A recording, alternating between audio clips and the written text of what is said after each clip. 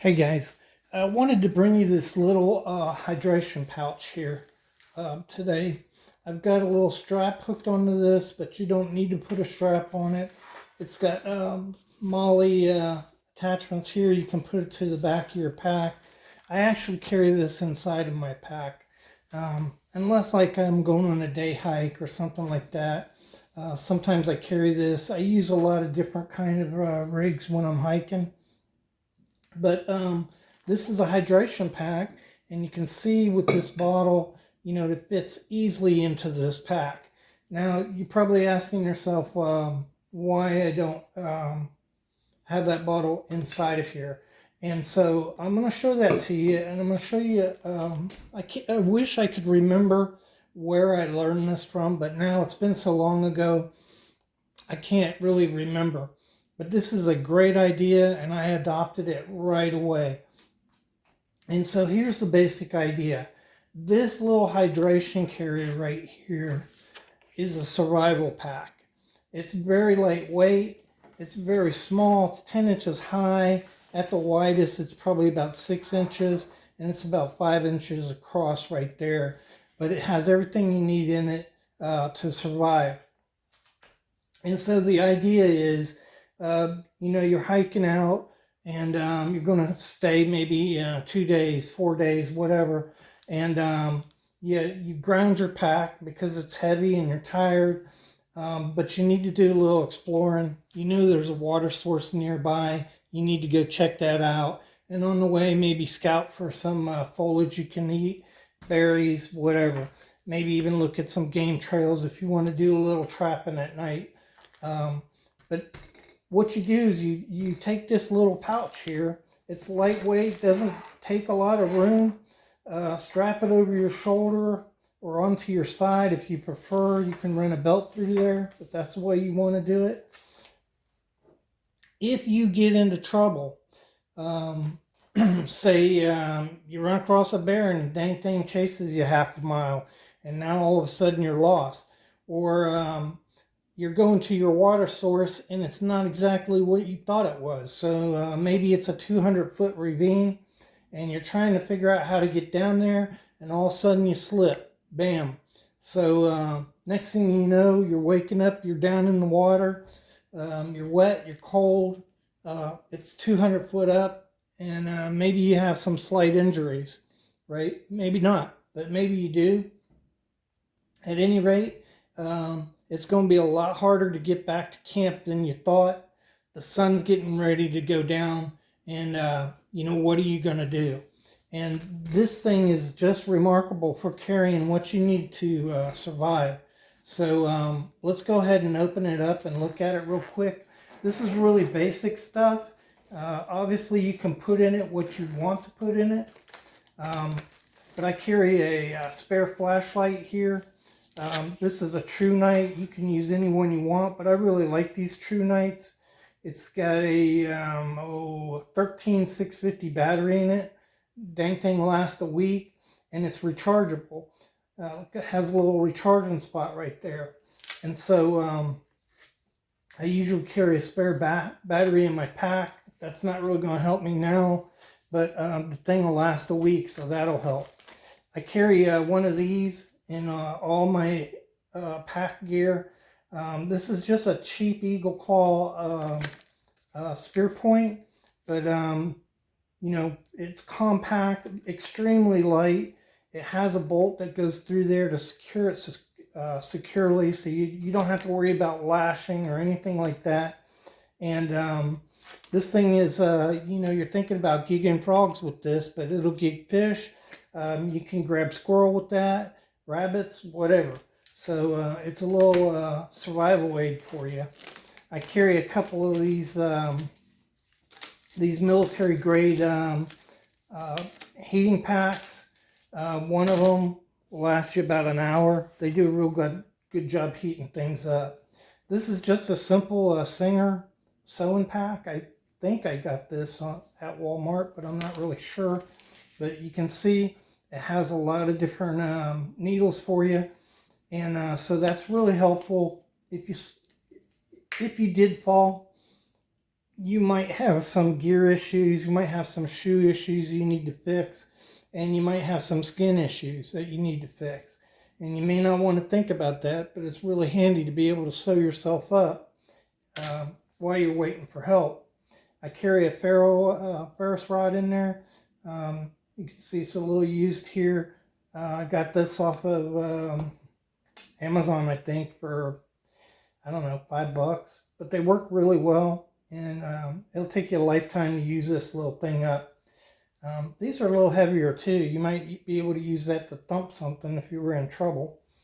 But so there's a lot of room in here. So you see all this stuff came out of here, and there's room left. So I haven't filled this up. So if you look at the top here, all I do is carry some comfort food. You know, these peanuts last forever. They have salt in them, and they'll carry you over for a couple days if need be.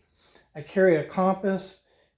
So I've got an expensive compass I carry in my packs, but this is a little cheap one. It's an emergency one, and you know, maybe I could use it to get back to my camp.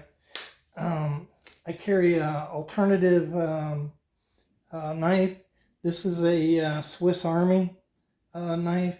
It's an officer knife. It doesn't really matter, you know, what one you use, but these things make great emergency knives. And this one has a really decent pair of scissors in it. Whoa. Let me find it. So you can see that's a really big scissors on that thing.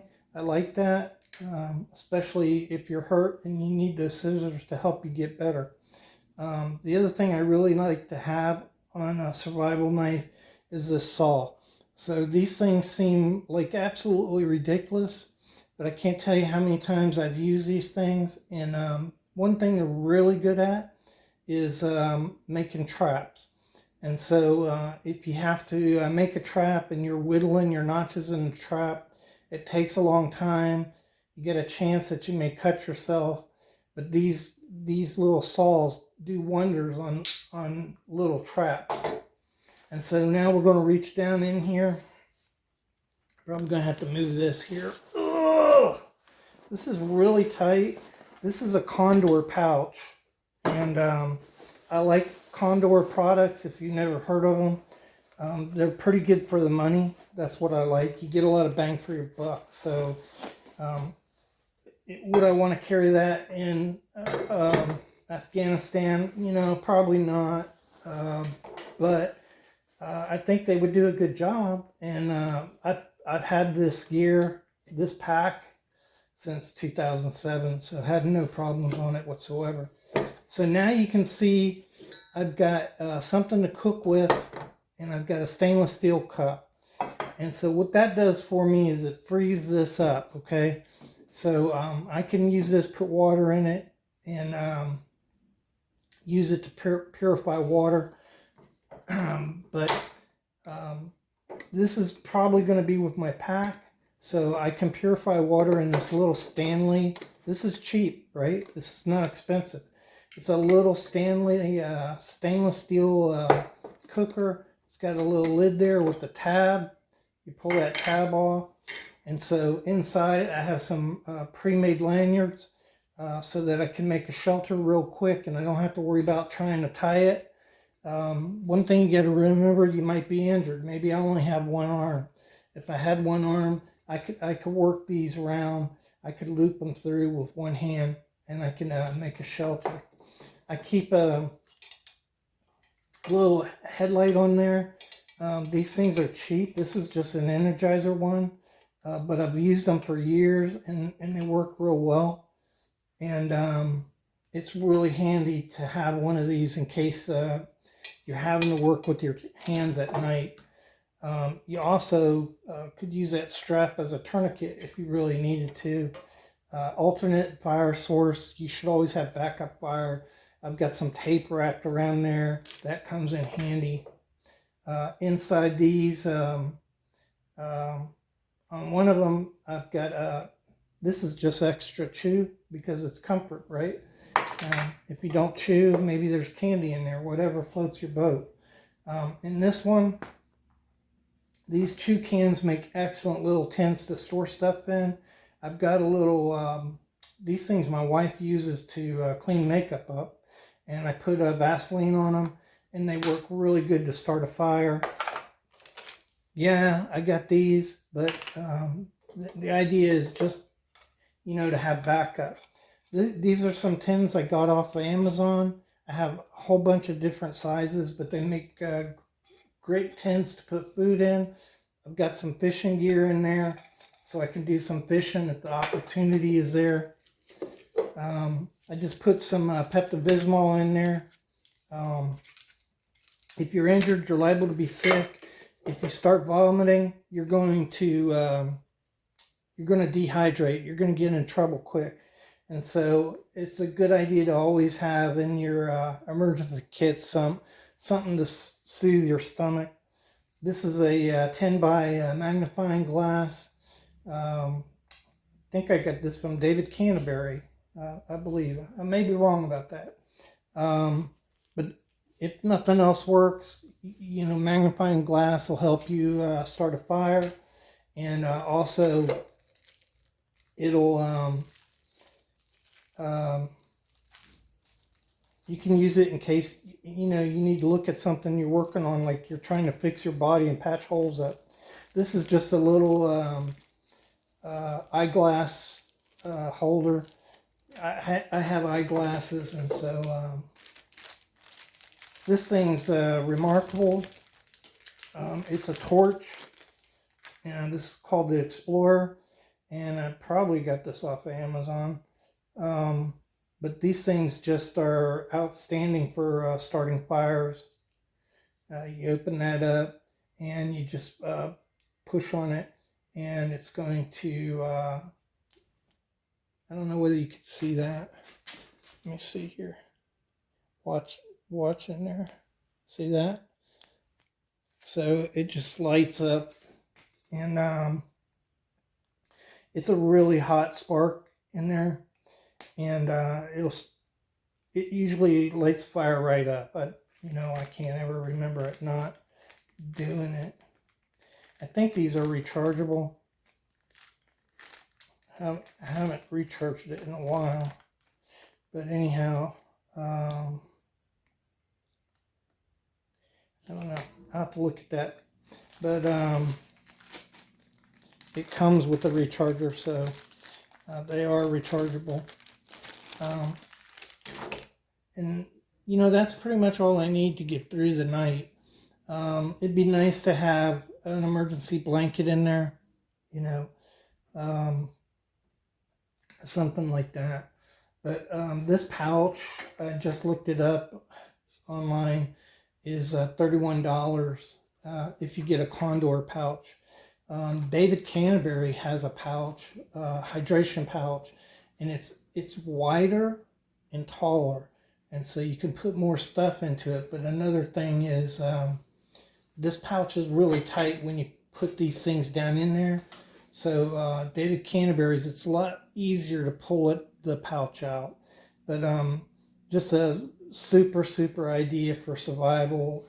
And just, if you're going on a little day hike, you just never know. You never know what's going to happen. Maybe there's an unexpected forest fire, you get cut off. Your only option is to run deeper into the forest. And now you may get lost. You may have a long way to go to get back. And at night, having this stuff, something to start a fire with, keep you warm. So anyhow, I think this is a great idea. And I really appreciate you guys for watching the video. And if you like it, go ahead and like it. If you would like to see more content like this, I do a lot of knife videos, and as it gets a little warmer, I'll be doing more gear videos and things like that. And a lot of this stuff I've used for years, so it won't just be hey, I bought this on Amazon and this is what it is. most of the stuff I could tell you how, it holds up over time. And thanks again, guys, for watching.